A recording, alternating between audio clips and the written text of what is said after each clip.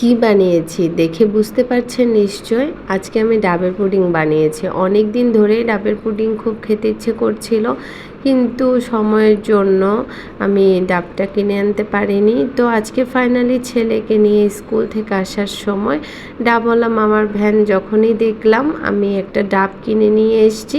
এখন ডাবটা আমি উপর থেকে একটু কেটে পানিটা বের করে নিলাম। তারপর এখানে আমি অনেক চেষ্টা করছি ডাবটা দুভাগ করার জন্য, কারণ আমার ভিতরের শ্বাসটাও লাগবে, এজন্য অনেক কষ্ট করে আমি দুভাগ করে নিলাম। এখন আমি চামচ দিয়ে ডাবের মধ্যে যে ভিতরের শ্বাসটা রয়েছে, না নরম নারকেল যেটা রয়েছে সেটা নিয়ে নিচ্ছি। তো ডাবের পানিটা এখন আমি আবার দ্বিতীয়বারের মতো ছাঁকনি দিয়ে ছেঁকে নিচ্ছি। তারপর এখানে আমি অ্যাড করে দিচ্ছি 2-4 চামচের মতো চিনি, কারণ আমার ডাবের পানিটা অনেক মিষ্টি ছিল, এই জন্য আমি চিনি কমই অ্যাড করেছি। তারপর এখানে ডাবের পুডিংয়ের লাস্ট উপকরণ যেটা লাগবে সেটা হচ্ছে আগার আগার পাউডার। এটা ছাড়া কিন্তু পুডিং জমবে না। তো আমার এখানে 2.5 কাপের মতো ডাবের পানি হয়েছে, এই জন্য আমি এখানে 2-4 চামচের মতো আগার আগার পাউডার দিয়ে দিয়েছি।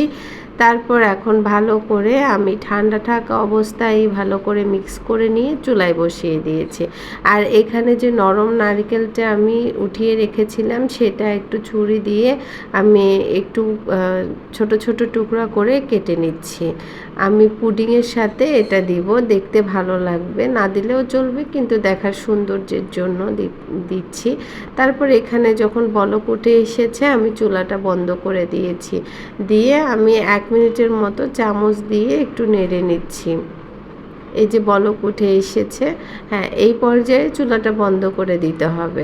তারপর কিছুক্ষণ আমি এভাবে নেড়েচেড়ে নিয়েছি যেন গরম ধোঁয়াটা সরে যায়।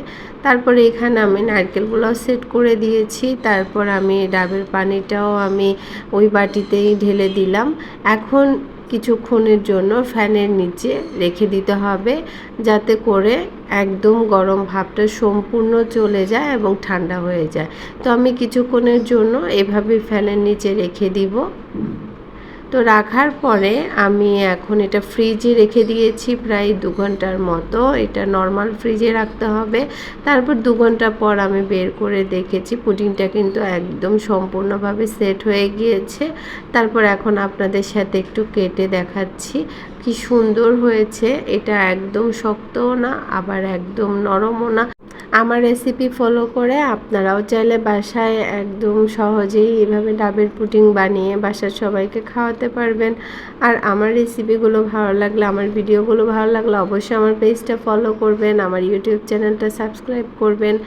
আজকে এ পর্যন্তই, দেখা হবে অন্য আরেকটি ভিডিওতে। সে পর্যন্ত ভালো থাকবেন। আল্লাহ হাফিজ।